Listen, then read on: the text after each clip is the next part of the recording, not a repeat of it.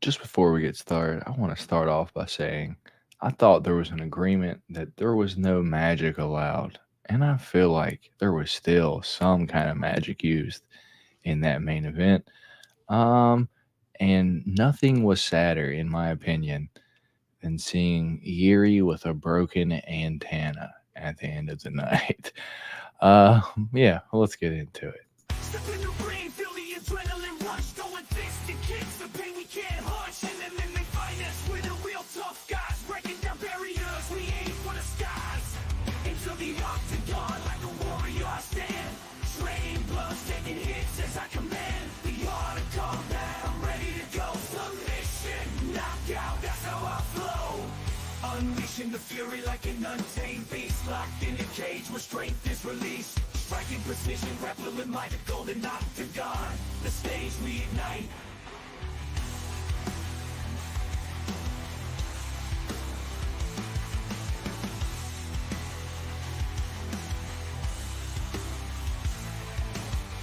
Unleashing the fury like an untamed beast, locked in a cage where strength is released. Striking precision, grappling with might, the golden octagon. The stage we ignite.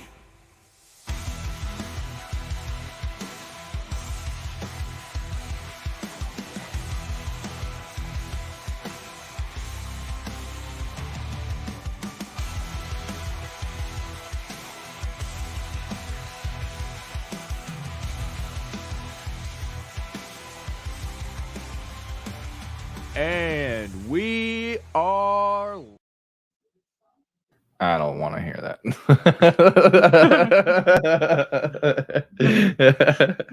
I hear enough of myself. What's going on, you guys? Appreciate you joining us here on this eve of UFC 303. Eve? I don't know. No, that's the night before. I don't know. UFC 303 just now ended. Post UFC 303. Post UFC 303 just now ended. I'm on my 11th mojito at this point, dude. Yeah, dude. This fight night, this pay-per-view, this went off the rails and quick, D-Rose. Like, we were expecting one thing, and dude, this fight did not stop changing, dude. Even when the fight started, you thought they were done changing? We have our lineup. Nope, dude. They were changing during the fights too. So we appreciate you guys for stopping by here tonight. Hang out with us to go over our UFC 303 Pereira versus Prochazka 2 post-fight live recap. Me and D-Rose are here to give you our thoughts and opinions on the fights. And before we get started, shout out the chat real quick. We got Dave in here. Shama. Shout out, Dave. Appreciate you stopping by tonight, Dave. Not stoked about the Bueno Silva stoppage. I feel you. Hobo Cop had an artery hanging out his head and came back to beat Chitty. I know. We got Daniel saying Alex is just a freak, man. Absolute legend already. The only way I possibly see him losing anytime is against John Jones. That's it. Absolutely crazy. Shamanic magic, baby. Indeed. Dan Ige is a G. Indeed, he is that, Dave, and we'll talk about it. If Aspinall beats Curtis next, is Poetan versus Aspinall, dude. That would be crazy too. Yeah, but before we get all into it, D-Rose, how'd you do tonight, man? Did you win any bets? Let the people know how you did over the night as a whole. No, I absolutely was garbage tonight. Yeah, I hit a whole zilch. Really the thing that ended up saving me, and it was the main event, hit a little bit of a chase. Alex Pereira to get a KO round 2, 3, 4. But of course, the time I ended up betting it, I think it was plus 300 when we did change the chatter last night, and tonight it was plus 290. So it was still a little, but not as good as what I could have had the night before. But other than that, yeah, I got absolutely toasted tonight in betting. I just could not hit anything to save my life. The one that I was the closest on, and it was the fight I was the most critical on, was Macy Chiasson and Myra Bueno Silva to start round 3. Didn't even need a winner, just to start round 3. And of course, as Dave said here, with that stoppage, I was a little upset myself. Dude, it was. I thought it was early until they cleaned it off and like spread it apart. I was like, ugh, dude, that's disgusting. I understand why why they stopped it. Yeah, I was still mad, but I understood. I Yeah. was mad about it. On my side over here, unfortunately we didn't hit any of the change of cheddar parlays, which I would have liked to, but it's not all bad news over here. I did hit a couple that I made earlier in the week. This one right here, 25 to win 115, but I made that on 6/23 at 3:25 p.m. When was that? That was last Sunday night, dude. So yeah, so last Sunday after I hit the change cheddar last Sunday, this is the parlay that I made. And so hit that one. We also hit this one. I made that one on the 25th. So that one was Tuesday before the podcast, dude. So that's the only other one that I hit before the podcast, and all the way up until I chased so much tonight, dude. I probably like deposited $25 a solid 3 or 4 times. So like without a doubt, I lost $100 trying to, chase the, 300, 400, $1,000, parlays and shit. And then with my last, I think $5, after the new fights had, got switched around, been announced, it was about to start the feature fight of the night. So I put $5, my last $5 on this right here. Roman Dolidze by points, Diego Lopez 3 decision, and Poatan versus Yuri to start round 2, 5 to win 63. So I end up winning like 380, but probably had like 80 bet and probably deposited 100. So I probably came up maybe like $200 on the evening. But I don't feel great about it because I feel like I just deposited so much just chasing, dude. I am a legit degenerate. I need help. I need to call 1-800-GAMBLER, dude. Yeah. But as far as, as like the fights themselves, let's get into them real quick. So we'll go main event down, and however you guys want to stay here, feel free to stay here. Main event, dude. Yeah, I feel like at about 2 minutes into the first round, I was like, Yuri's going to get knocked out, dude. I just felt it. Dude. Like when he's throwing those head kicks that are, dude, the slowest head kicks I've seen in my life, I'm like, dude, no, Yuri. Like, and I'm going to say this 2 other times, I think. It's almost like he was hesitant, but wanted to fight, but was scared at the same time. Like he would run into range and then just stop and not even do anything.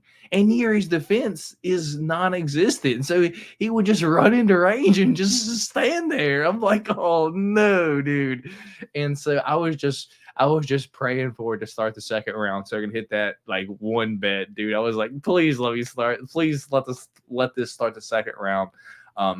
So I can hit it, dude. But yeah, I think getting close to the end of the first round, I was like, man, this is nothing like the first fight. Like Yuri has done nothing to show that he has a chance in this fight at all. And then at the end of the round, gets dropped with a left hook. I'm like, shit, dude.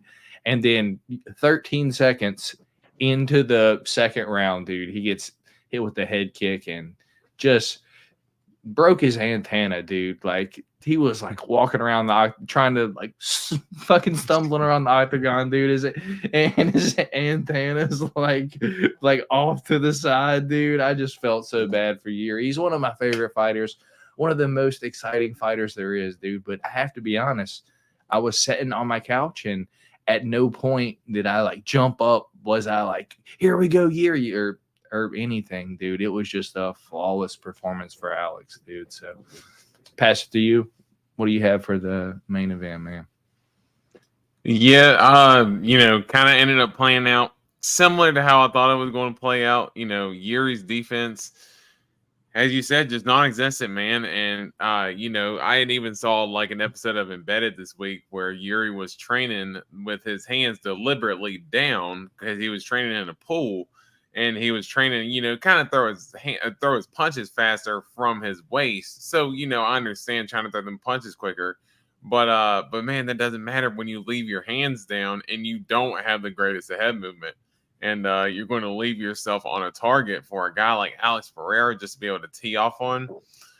Yuri came out in that southpaw stance there for a little bit to kind of keep that left foot back, but as soon as he put that left foot forward and started staying in the orthodox position, Alex Pereira just started lighting that leg up with the leg kicks again, and started mixing it up with some body kicks. And dude, there before long, as you said, landed that left hook there at the end of the first round. If we're being honest, fight probably could have been stopped there. That reminded me exactly of Robert Whitaker and Israel Adesanya when they fought at the end of the first round, and Izzy dropped him. Like, Rob stood up, and of course he survived a little bit longer, but was ultimately finished in the second. I think Yuri Prochazka was in the same predicament there. If there was literally 3 seconds left in that first round, Alex would have probably hit him with one follow-up shot, and he would have ended it in the first round. But luckily, he was able to survive the first round, only to get absolutely blasted at the beginning of the second. Looked like Yuri didn't even have his bearings there. And I agree with Daniel Cormier. I mean, sheesh, Herb Dean, can we stop the fight, dude? I mean, dude, Yuri's getting teed off on, clearly out. And for them to let him stand up afterwards, I'm like, dude, sit him down, like, please, like, to see him kind of standing up, stumbling over Herb Dean, that was hard to watch. He lost connection. Yeah, that's what happens when your antenna breaks, man. That's what happens. Alex is just an absolute killer. What about that stare down, dude? Like, dude, just the intensity. Dude, it was a round of them like this, like. It was wild, dude. Literally just staring at one another. It felt like it was a movie. Like, it's like they walked into the octagon, like, and like the Herb Dean says, "Hey guys, English or Spanish?" And like they're both just like looking at each other. Oh my goodness. Yeah, dude. Cold-blooded. Crazy fight though. Crazy fight. So let's I'm gonna highlight George's comment here. Lopez got lucky. He would have lost against Ortega. He's really not ready for top 5 yet. I mean, we'll get into the co-main event now. So co-main event is this crazy fight, dude. So at the beginning of today, dude, it was T-City, Brian Ortega versus Diego Lopez at 155 pounds, dude. And then we find out, me and you are kind of chatting just a little bit, and we're like, dude, what's up with the Ortega fight? Because like it's white on our fucking bet slips and it's gone off the slip. I'm like, let me check out Twitter real quick. And I see a lot of people saying like Ortega's pulling out, dude. And I also see that none other than Dan Ige has said that he'll step up, weigh in today, and fight today. I'm like, dude, they won't do that. That's not allowed, right? Like the commission wouldn't let them do that. And then I see this picture, dude. With them weighing in at 165 pounds today, dude. How crazy is that, man?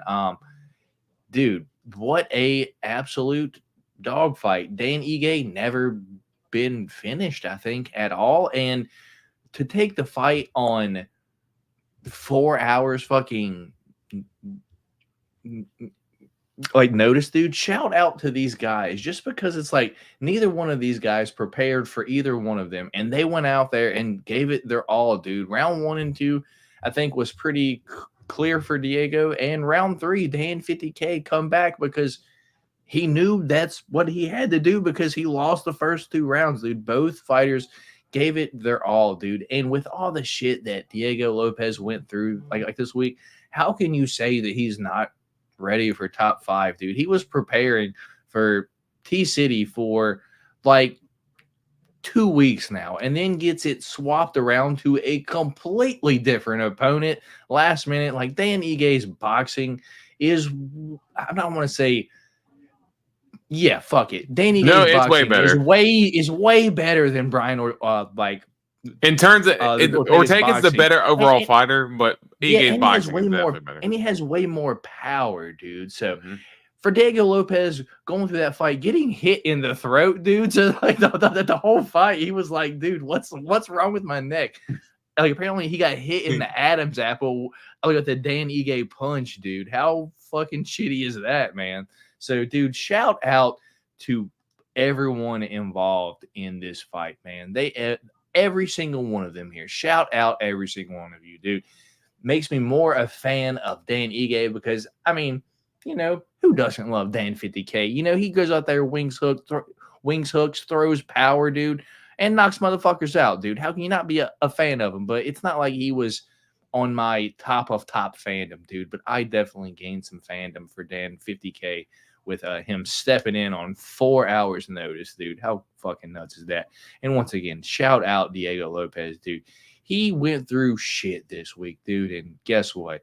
Still fucking won, dude. Hell yeah. Let's go fucking Diego Lopez. And if you're not a fan of him, you're probably just a hater, to be honest. Yeah, I mean, you got to be a hater. I mean, and dude, honestly, even the way the fight started, like the fight started frenetic. Like, dude, like Diego Lopez had a bunch of high energy, was, you know, and every time they would get in that clinch, dude, the knees and uppercuts that Diego Lopez throws in that clinch are absolutely nasty. And would honestly put out most people. Dan Ige just cut from a different cloth, dude. Like he's another one of those dudes that you just cannot hurt. Like just like a granite chin, great submission defense, good takedown defense as well for the most part. And yeah, it actually ended up turning out into a better fight than what I'd anticipated it turned out into be.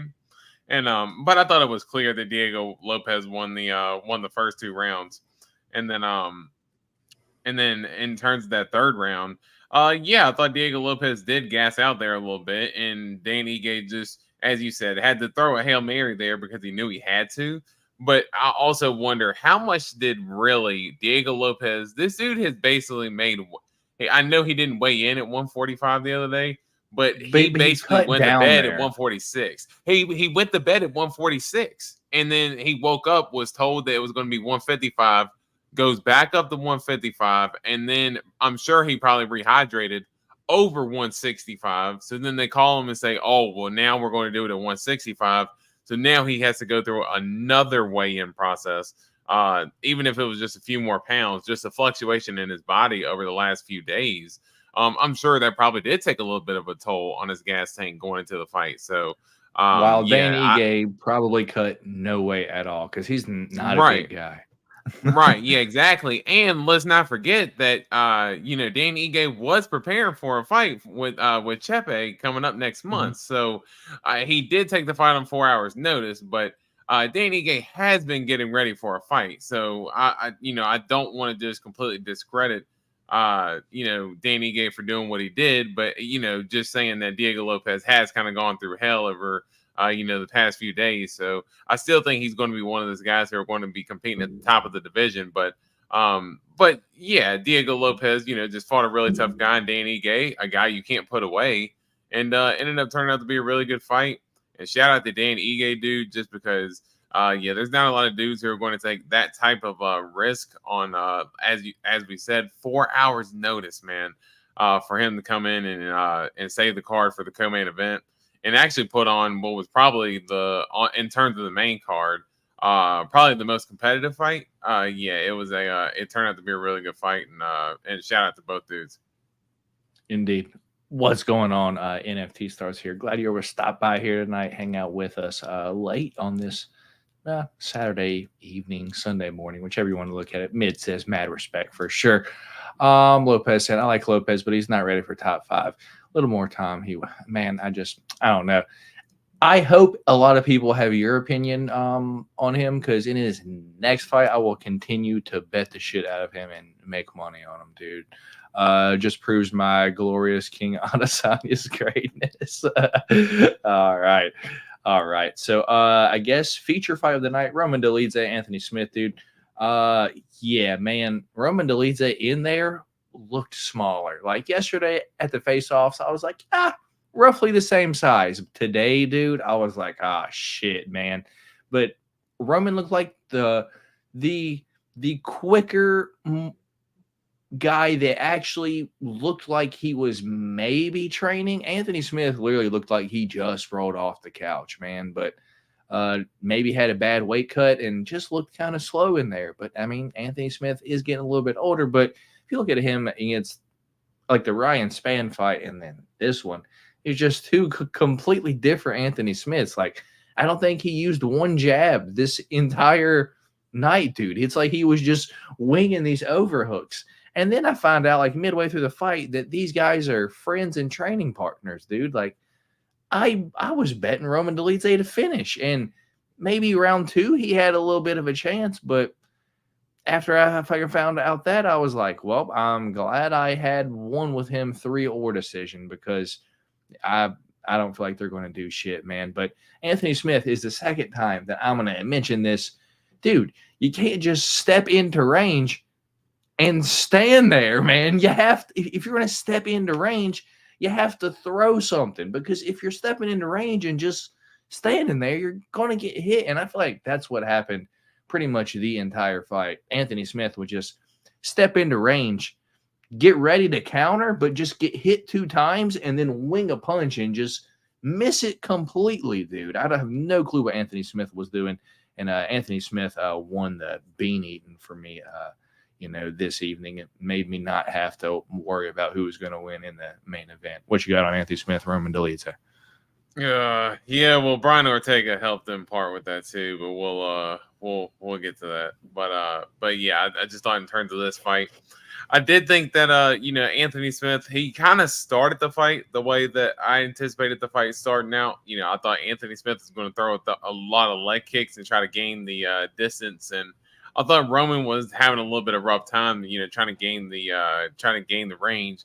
And as you said, I thought the body thickness between the two, Anthony Smith definitely had the thickness there, but he was not as cut and defined as he normally is. You can definitely tell that he was taking this fight on a little bit of a short notice. I don't know if he hurt his hand or anything like that, but he was using his left hand a lot less and was throwing a lot of big overhand hooks. And I thought that it was almost like the thing that ended up frustrating me the most about Anthony Smith's performance was that there in the second round, when I thought that he really could have had an opportunity to do some stuff on the feet, Roman ends up kind of charging him, and I guess Anthony Smith kind of stumbles over his feet, and Roman just ends up just raining shots on him. And dude, Anthony Smith just has no sense of urgency to stand up whatsoever. Like, he just ends up trying to lock Roman's hands. And he's just kind of sitting there in that turtle shell position. It was almost it took me back to when he fought John Jones for the title, and when everybody was like, or even Glover, dude. Yeah, well, but you remember every single time like John would have Anthony Smith like up against the fence, and like Anthony Smith was just like this turtle and just like did not want to get hit whatsoever. That's what it put me in mind of, and he just kept it safe for that second round when I thought he really could have, if he had just a little bit of a sense of urgency to get up, man, he really could have done some work in the second round, because sadly, Anthony Smith ended up winning the third round in 2 of the judges' eyes. So he ended up getting up and doing enough work there in the third round to get the job done. But, Roman was able to, cap off those first 2 rounds, and he was able to use that ground control there in the second round to really seal the deal. And I just thought, for me, picking Anthony Smith, I just thought that was a missed opportunity for Anthony Smith to take advantage and really win the fight. But, hats off to both these dudes as well. Also, short notice fights as well. And Rome is now going to be likely ranked in 2 weight classes. So that should be could make potential fun matchmaking for him. Yeah, I think he's a little bit too small for 205, to be honest. Well, remember he entered the UFC at 205. I know he's been cutting his body down to 185. I'm sure if he had enough time to build his thickness for 205, because remember, Anthony Smith also fought at 185, and now he's got his body now built up to that point. If Roman is to concentrate on making 205, I'm sure he could put on enough muscle to where he can do very well competitively. Because dude, if you look at the top of the 205 division, not that good right now. I mean, you're talking to the top of 185, Izzy, Strickland, Dricus, Rob. I mean, Roman's not going to have any type of shot to fight for a title shot anytime soon versus fucking probably knock out fucking Johnny Walker tomorrow.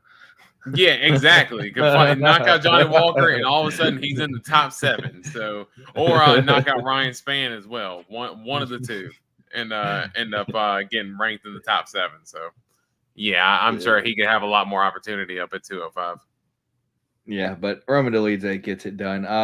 This fucking fight, dude. Mario Bueno Silva, Macy Chasson, dude, ruined a lot of my parlays. I needed this to go into the third round, and it did.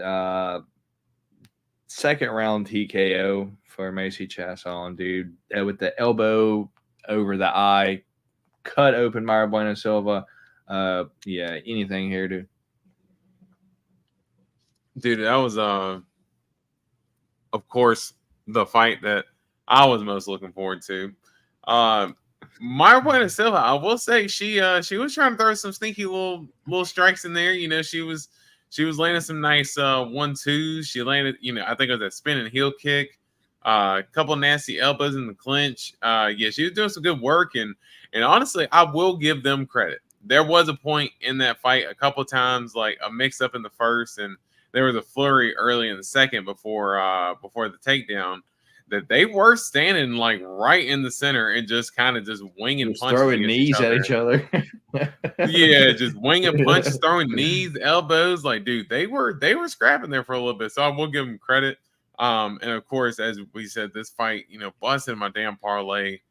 Needed it to start round 3 when most people do women's fights to go to decision. Of course, ended up busting that. But to be fair, as you know, as we were talking about, wiping out that cut and seeing how much blood there was, and you know, seeing just how deep that cut was, I mean, I couldn't be too mad that they stopped it. But of course, greedy purposes, I definitely wanted to keep going, but unfortunately, it didn't. And you know, shout out to Macy Chasson for a gnarly cut. Yeah, indeed. That's 2 stoppages in a row, dude. 1 submission, and then now TKO cut stoppage. Moving on down, Ian Gary, Michael Page, dude. I texted you, I think, midway through the third round, right when Ian Gary first hopped on his back, and I was like, they're going to give this fight to Ian Gary, dude. Even though I feel like the first 2 rounds, dude, could have gone to Michael Page. Yeah, man.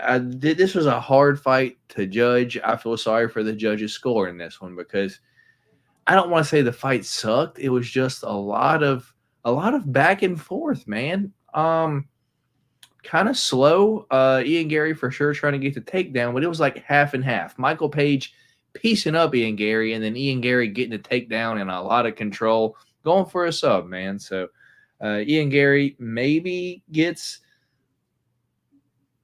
a deserved decision. I don't know, dude. What's your thoughts on this fight? Yeah, and as you said, it went back and forth, but it went back and forth in terms of different styles. You know, when Michael Venom Page went to throw that head kick there early in the first, you know, Ian Gary was able to take him down off of that, and was able to get that body triangle, go for the rear naked choke at multiple points in that first round. I was never convinced that it was in. You know, we had some people here that were watching the fight, and they were saying that they thought it was in, but I was like, man, Ian Gary's a kickboxer, dude. He's not a dude. His eyes were like MVP's eyes were about to pop out of his head, dude. I was like, yeah, but I gotta give MVP credit, dude. That was good, good defense on his part. But I didn't think that Ian Gary was going to be able to get the choke. And then I thought round 2 was a clear Michael Venom Page round. Yeah, I thought round 2 was clear. He was piecing Ian Gary up pretty good there in that second round. And shout out to Ian Gary for his chin, because he ate some big shots there in that second round. Third round, I thought that, you know, about the first minute and a half, close to about 2 minutes, I thought Michael Venom Page was starting to get his flow. I thought he was really starting to take over the fight because I even messaged you and I said, dude, he's actually looking, he's actually starting to look a lot better. And of course, about as soon as I said that, that's when Ian Gary ended up getting the back control. And from there, the only reason why I felt good about the judges saying that Ian Gary was going to win was because how he ended the fight. And plus, he ended up having the back control for like the last 2 minutes. It's like, it was up against the cage. You really wanted to see Michael Venom Page, similar to what I was saying about Anthony Smith, dude, just have a sense of urgency to get him off your back. Like, shake him, do something. Like, and Michael Venom Page is doing a good job defending, but to me, it felt like he was just trying to be too safe. And I felt like him being safe in that position when really the fight was up in the air at that point. I felt like him being safe, Michael Venom Page, that ended up costing him because that really ended up letting Ian Gary get the control, maybe show the judges that hey, even if these rear naked chokes aren't deep, they're attempts, and it's enough in the judges' eyes to, in a close round like that, to give Ian Gary the decision. So I do agree with the decision, even though I did pick MVP and had him in a couple bets. I do agree with the decision for Ian Gary to get the win. Fair enough. Prelim time, dude. Body bags Joe Pyfer. Absolutely snoozes Marc-Andre Barrios in the first round, dude. Face plants him. What else is there to say, man? Yeah, well, just glad to see Joe Pyfer get back on the horse. I even told you I was a little worried about him coming back from the Jack Hermanson fight. I did think that he was going to take that into a good lesson, and he actually did. Although he got an early first round finish, he did look a little more calm before he set up his shots. But I thought he kind of channeled that aggression a little bit more. But he still fights with that energy. Like you can tell that he's just ready to go in there and just take somebody's head off. Like he just has this nasty streak about the way he fights that I love that type of style. Like to me, he kind of has like, and I know you're not going to like this comparison, but kind of like a TJ Dillashaw type of attitude, dude. When he's getting in there, he's just full of piss and vinegar, and he's not in there to make friends. He's in there to hurt his opponent. And dude, to watch the way that Power Bar face planted like that, dude, Joe Pyfer closed the distance with that big right hand, and just going back to throwback Joe Pyfer. As soon as he framed him off and landed that uppercut, dude, it was absolutely nasty. Watching Marc-Andre Barrios just fall face first, but yeah, super good knockout for Joe Pyfer, and good to see him get back in the winning circle. Yeah, and then we moved to a close fight that was Andre Fili Cub Swanson, dude. I was watching the fight with a few people. They thought Cub Swanson won. Me personally, I thought Andre Fili won the first 2 rounds, so I didn't mind the Andre Fili decision. And at the time, I thought this was out of the pick champ, but this ended up being inserted for the pick champ because Diego Lopez versus T City fell out. So Andre Fili gets the decision win. Who did you think won that fight, or did you think it went the right way? Of course, I thought it could have really went either way. I did think the swing round was the second round. I thought the first round was a clear Fili round, and I thought the third round was a clear Cub round. And really for me, I thought that, I thought Andre Fili started that second round off good, but it took Cub Swanson maybe just a little bit too long to start finding his range, getting a little bit more comfortable. Fili was using his jabs and stuff like that, kind of like how he thought he would, using his range, trying not to take too many big shots from Cub. Every single time Cub would try to close the range, Fili would clinch, try to get a takedown of some sort, try to get some knees off in the clinch, just something to try to, make sure that he can make sure that Cub doesn't land any big shots over the top. But Cub there late in that second round, man, he started finding that range, started landing big shots. And, early on in the fight, Andre Fili was doing the, sticking his tongue out. He wasn't doing that so much there at the end of the second and all the way through the third round. He wasn't really doing too much showboating then. Because it ended up being a really close fight. Me personally, I thought that Cub Swanson landed the more power punches to kind of sway the judges, and I think that strike count was like a differential of 2 that was in favor of Andre Fili. So as I said, I thought that, Cub Swanson might have done a little bit too much to get started too late. So that's why I couldn't necessarily be mad about the decision. Even though, of course, it ended up playing into the pick champ. So I wanted Cub to win so damn bad, but unfortunately it didn't happen. Yeah. Close fight, man. One that was always in the pick champ. Gene Silva versus Charles Jourdain, dude. Charles Jourdain never been finished or never been knocked out before this fight, dude. But man, this dude is a problem. He's gonna come in there. He's gonna act all friendly with you. He's gonna hug you. And then when the fight starts, he's going to bark at you, and then he's going to throw fucking heat at you, and he's probably going to knock you out, man. What's your thoughts on Gene Silva versus Charles Jourdain in the second round knockout? I needed this to go over 1.5. This ruined a bunch of my parlays, too. Oh, 1.5 is even more brutal because I thought that Charles Jourdain was going to try to slow the fight down there.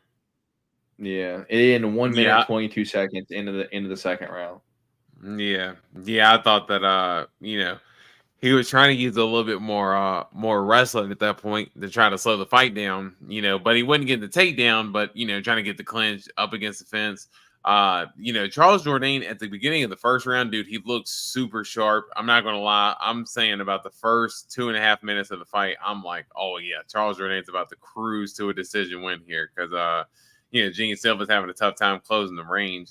And he was just kept winging the big power shots, but Jourdain was able to duck, kind of just slip out of the way. He was landing some nasty body kicks and some good leg kicks as well, even a couple of good jabs from time to time as well, and was able to really control that range.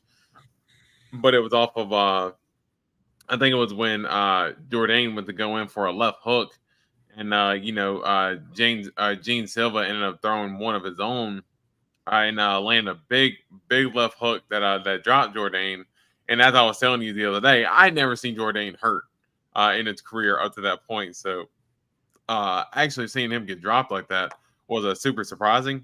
And to me, I felt like Charles Jourdain never got his bearings back after that moment because I thought that he was really struggling to keep Gene Silva off of him after that moment. Legs were really stumbly. He was bouncing off of the cage and stuff like that when he was trying to really get away. And Gene Silva, just ended up really being able to close the show out there in the second round with an uppercut. Me, of course, picking Charles Jourdain. I thought they maybe could have let the fight have gone on for a few more seconds, but I will say that Charles Jourdain didn't even argue with the call as well. So ended up being, the right call. But man, Gene Silva to finish Charles Jourdain the way that he did, that dude's definitely going to be putting a hurting on 145, and the freaking fight nerds are at it again, man. These dudes are machines down there at that camp, and they're doing a good job at getting their guys on and pushing them forward. I agree, man. So Peyton Talbot also ruined a bunch of my parlays, dude. Because me and you were both on, hey, dude, this kid is a problem, but he kind of waits the first round to like gauge what's going on, and then round 2, dude, he just cranks it up. And if it gets to the third, dude, good fucking luck, man. But dude, this time, dude, 19-second knockout, dude. And for everyone saying, the new UFC gloves are causing no knockouts. Well, that has changed tonight, man. Like, we've seen people get dropped. This was a clean knockout with the new UFC gloves. Peyton Talbot, 19-second knockout over Giannis Gamore. But I mean, at one point he was a minus 2,200 favorite. I just wish it didn't happen so quick. D-Rose, what you got on this fight? I as I told you on Change the Cheddar on Friday, if I didn't play that KO round 2 or 3, I was probably going to stay away. And guess what? I stayed away from this fight. That's good. I did not feel good about anything because I thought there was a possibility of Peyton Talbot being able to get the first round finish. So that's why I was like, let me make sure I can stay away because, dude, he's a machine, man. I mean, there's not much to talk about in results of the fight, but Man, I thought that was actually pretty funny that he landed the punch on Gamori, and after he dropped him, kind of stood over him for a second, waiting for the ref, and he, are you going to stop it? Oh, okay. Boom, and then just ended up landing just some vicious ground and pound, and just until he ended up putting them all the way out. So, yeah, dude, Peyton Talbot at 135. I mean, I think a lot of people, as as we're kind of seeing that he's starting to get a lot of groundswell from fans, and yeah, dude, he's going to be a problem at 135. Super young right now. What is he, 9-0? So he's going to have plenty of time. I don't want to see them try to 10-0 now. 10-0. Yeah, that's right. 10-0. So I don't want to try to see them shoot him to the top of the division like right now, like already try to put him in the top 10, maybe rush him like they did Adrian Yanez to a certain extent. How'd But you I like would the like. call out? I'm Adrian sorry. Yanez. Oh, so he did call it Adrian Yanez. Oh, Yeah. no, I'm not gonna lie. I actually did not hear the call out. Yeah. So, man, wow, yeah, that's a tough That's fight for that. that's a tough fight for Yanez, man. Yeah, right. Yeah. That's like I said, like that's my immediate thought. Like, man, I'm an Adrian Yanez fan, but damn, that is a tough fight. Like this kid's a killer Yeah. right now, dude, and he. Yeah, well, and he's huge for the division. Like he's not only like he's thick for the division. Like you can see like he has a similar frame to Sean O'Malley and Corey Sandhagen, but he's a lot thicker. Like he's a lot more muscled up, so he just looks stronger in there than a lot of the 135ers that he's going up against as well. So, and for him to be so young, he's only going to grow into more of a killer. So, yeah, shout out to Peyton Talbot, man. That dude's going to be a problem for a little bit. Yeah, making our way down to the early prelims, the roast. We'll run through these. Jillian Robertson gets the decision win over Michelle Watterson, who then retires. Got a little emotional there, like watching all the karate hottie scenes. I was like, man, she's been good to us, dude. She was a fun fighter. Martin Boudet decision win over Andrei Arlovsky. Glad he got it done. Man, I just feel like it was a lot of clinching, man. I feel like if he just would have took Andrei Arlovsky down one time and just put one submission on him, Andre would have gave it up, man, because you could just tell it's like he don't want to be in there, man. The second you give him some adversity, dude, he's ready to pack it up. But it's just like if you go in there with a sparring match with him, dude, he will gladly oblige. So that went to decision, but Martin Boudet does get the decision win.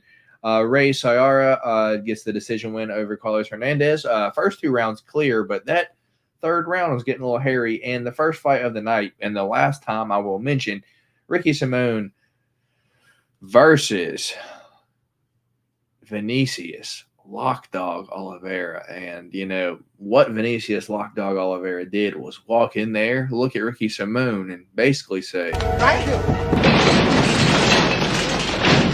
I said, do we have a problem?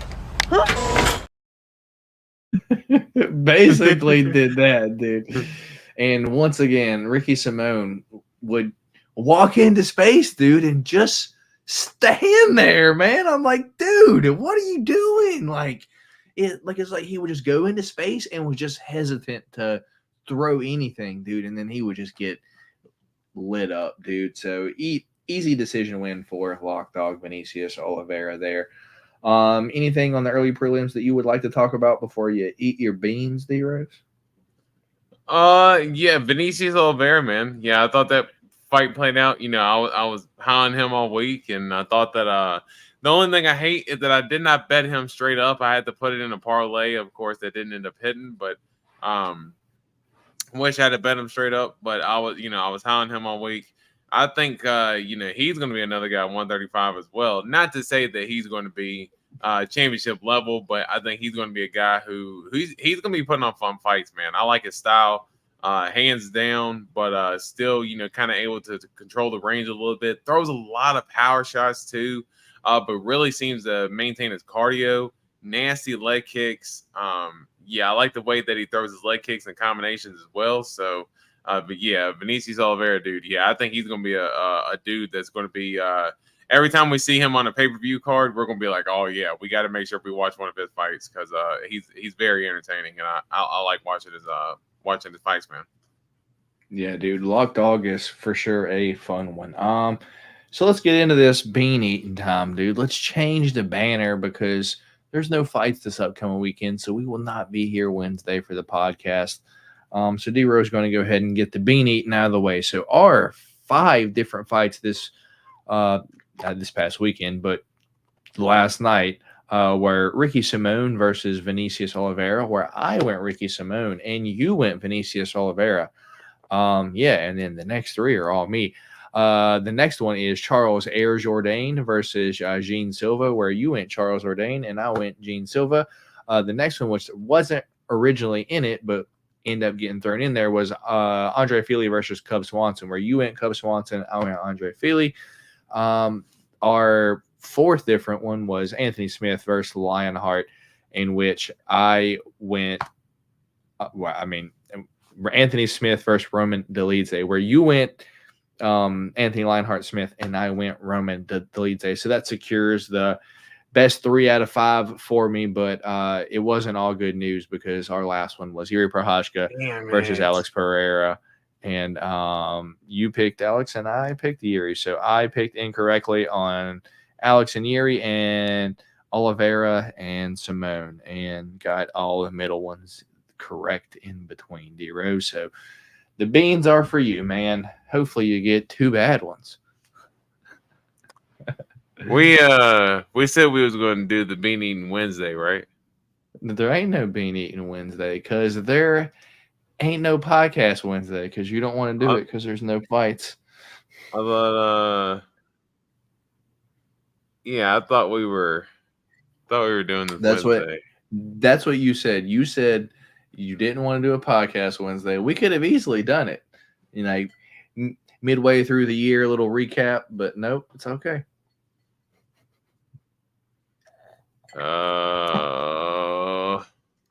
Dirty dishwater, baby. Let's get it. Who doesn't want dirty dishwater beans at fucking 2:20 in the morning, D-Rose? Do you see what color that is? It looks like a puke and rotten egg. That is fucking green, dude. Oh, so it could be juicy pear. I do not want this to be booger, dude. I cannot handle this. I cannot handle this. This is booger, dude. Like, and then what's the other one? It is either the dead fish or the strawberry smoothie. Banana smoothie. Yeah, it's one of those 2, but holy smokes, dude. Wait, which one's first?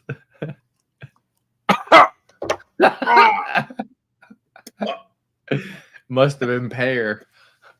It must have been pear flavored. Like it pops on my tongue, dude. Like it's what the hell?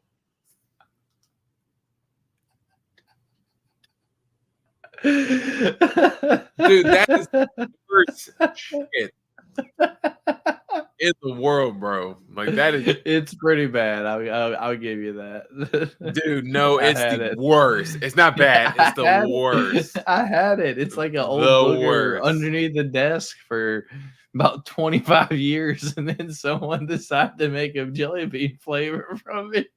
Like they literally put it in like a little capsule and was like, "All right, here you go, boys, eat up."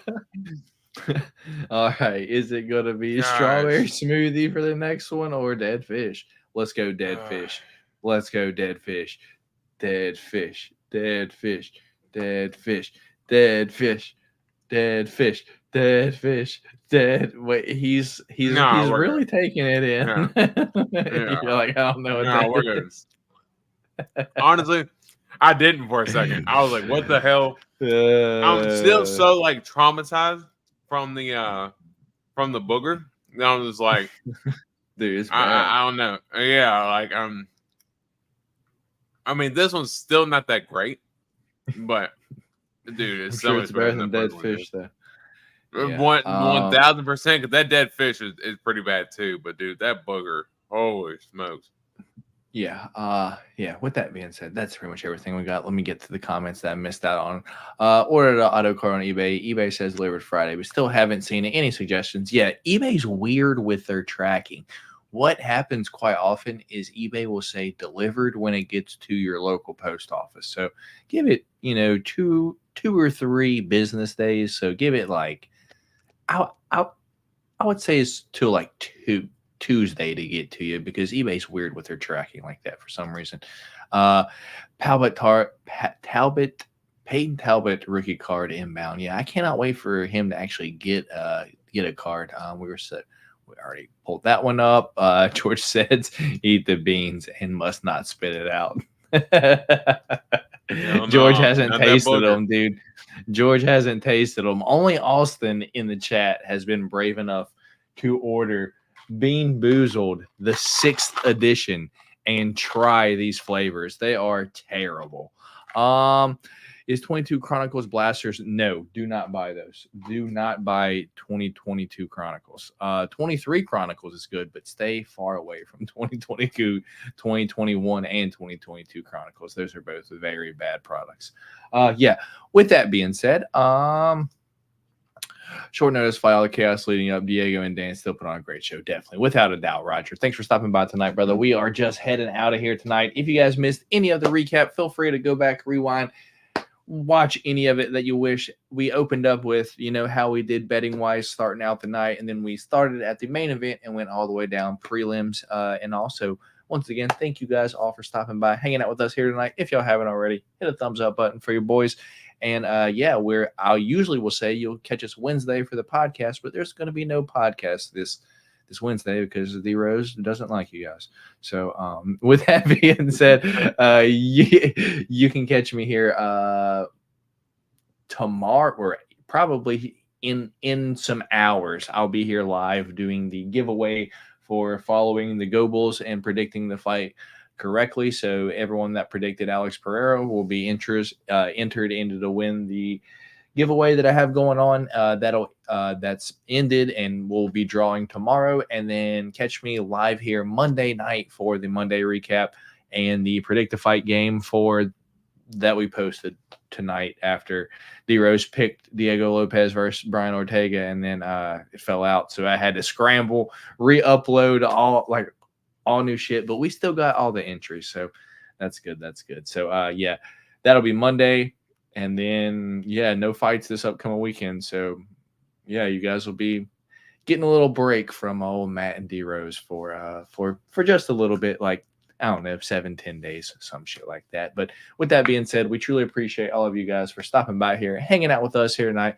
My name is Matt. D Rose is on that side of your screen. Anything before we get out of here, man? Oh no, man, we should be good. And I'm about to go up here and get some Z's. I ain't gonna lie, it's getting it's late in the night here. Yeah, it's 2:26 a.m. here on the East Coast. So appreciate y'all stopping by, hanging out with us super late here. We'll catch you guys next time we see you. Peace. Peace.